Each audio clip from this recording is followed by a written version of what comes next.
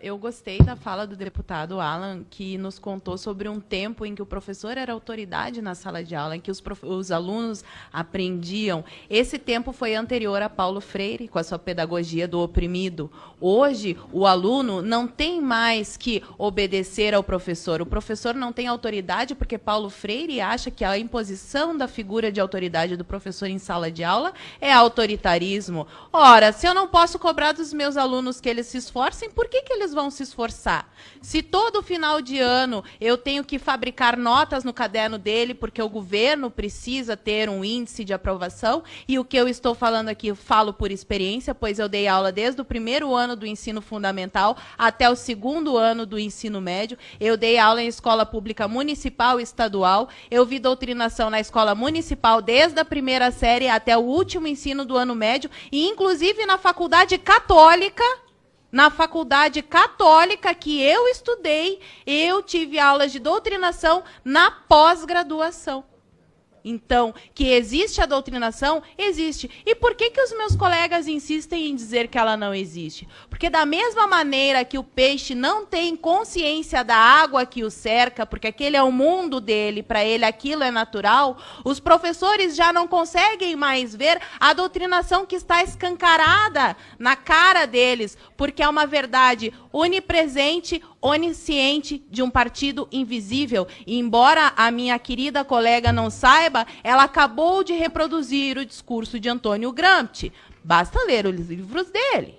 E a pergunta que ela faz sobre o que é que está por trás desse partido, a escola do partido único, sobraram 7 minutos na sua fala. Por que a senhora não nos brindou com seu conhecimento acerca da lei? Acredito que a senhora tenha lido toda a lei e poderia nos mostrar ali, item por item, aonde ela está ferindo a liberdade do professor. Eu já li o texto mais de 10 vezes. Venho produzindo conteúdo sobre esse assunto especificamente, escola sem partido, já faz 3 anos. Eu sou professora, estava na sala de aula. Em nenhum momento eu me senti ferida por nada do que está escrito lá. Porque, além de ver os meus colegas doutrinando com aqueles trabalhinhos infames que enchem a hora de aula porque eles não querem dar aula, ficam passando filminho com a desculpa de que estão ensinando o pensamento crítico para os alunos, quando, na verdade, o que eles querem é preencher o tempo para não dar aula. Essa é a verdade.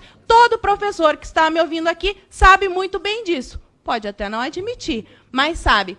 Quero agradecer. Ali, provavelmente, ele é apoiador de Escola Sem Partido, porque traz o cartaz ali, Escola Sem Ódio. O Brasil não é da esquerda, do centro ou da direita. E é justamente isso que o Escola Sem Partido quer. Porque hoje a escola está na mão da esquerda. Nós não queremos a esquerda nem a direita. Eu sou tão contra o professor que vai dar aula com a camiseta do Che Guevara, quanto um professor que vai dar aula com a camiseta do Bolsonaro. Escola não é lugar de fazer política. Nós temos que ser neutros. E quando formos apresentar um tema político, nós temos que apresentar os dois lados. O que tem de tão ruim nisso? Até agora, eu só ouço professores dizendo que fere os direitos, que fere os direitos. Me digam aonde, me mostrem. Eu vim aqui, mostrei todos os meus argumentos, não com base nas minhas opiniões. Eu não fiz acusações ao Léo. Eu provei aqui, através de pesquisas científicas, o quanto um professor pode sim influenciar um aluno,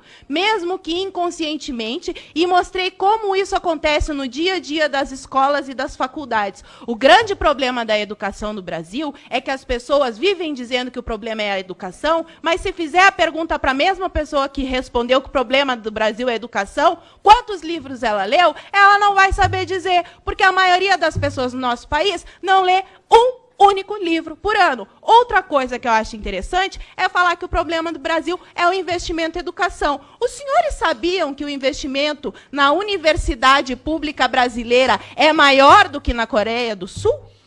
Sabiam desse dado? E por que lá a educação é tão melhor? Será que nós devemos criticar tudo, menos o método? Porque ninguém questiona esse maldito socioconstrutivismo que está destruindo a inteligência das nossas crianças. É só isso que eu quero saber. Muito obrigada. Muito bem.